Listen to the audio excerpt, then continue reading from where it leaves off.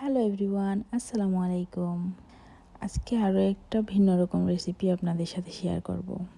হাতের কাছে যখন চিকেন কিংবা মিট কোনো কিছুই থাকবে না, এই রেসিপিটা ট্রাই করে দেখতে পারেন। এখানে আমি প্রায় 1 কেজি পরিমাণে চাল নিয়ে নিয়েছি। এটা বাসমতি চাল, ভাতের চাল যেটা। আমি ভালোভাবে কয়েকবার ধুয়ে তারপর কয়েক মিনিট ভিজিয়ে রাখবো।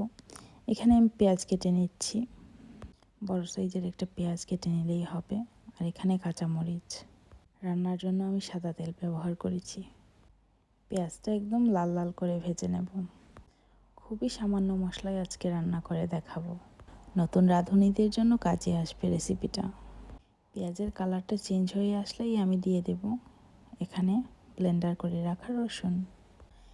একটু ভালোভাবে মিশিয়ে তারপর আদা দিয়ে দেব। আপনারা খেয়াল করে দেখবেন আমি খুবই সামান্য পরিমাণে মশলা ব্যবহার করেছি। মশলাটা যাতে পুড়ে না যায় এজন্য একটু পানি দিয়ে দিলাম। এরপর দিয়ে দিচ্ছি 1 চামচ গরম মশলার গুঁড়া, 1 চামচ জিরার গুঁড়া। অফ ক্যামেরায় কিন্তু আমি 1 চামচ ধনিয়ার গুঁড়াও দিয়ে দিয়েছি। ভালোভাবে মিশিয়ে মশলার কাঁচা ভাবটা চলে যাওয়া পর্যন্ত অপেক্ষা করব। মশলাটা ভাজা ভাজা হয়ে আসছে, এখন আমি একটু লবণ দিয়ে দিচ্ছি। এ পর্যায়ে দিয়ে দেব স্পেশাল একটা জিনিস। এটা হচ্ছে সাদা চানা, যেটাকে আমরা কাবুলি বুট বলে থাকি। তারপর কয়েকটা কাঁচামরিচ দিয়ে দিলাম। এখানে আমি হলুদ কিংবা মরিচ ব্যবহার করব না। এগুলো ভালোভাবে ভেজে একটু কালারটা চেঞ্জ হয়ে আসলেই দিয়ে দেব আমার আগে থেকে ধুয়ে রাখা চালগুলা। এই তো দেখুন চালগুলা ফুলে একটু বড় বড় হয়ে গেছে আর চানাটাও রেডি হয়ে গেছে।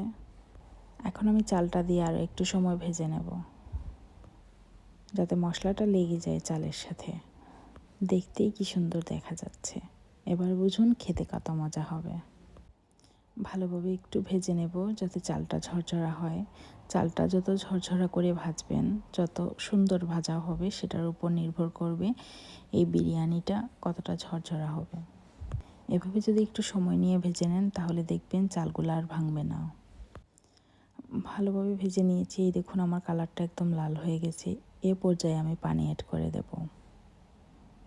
এই তো এ পর্যায়ে আমার যতটুকু পানি লাগে সেটা দিয়ে ঢাকনা দিয়ে দেব।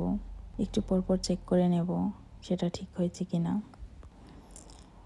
এই দেখুন এ পর্যায়ে প্রায় আমার বিরিয়ানিটা হয়ে গেছে।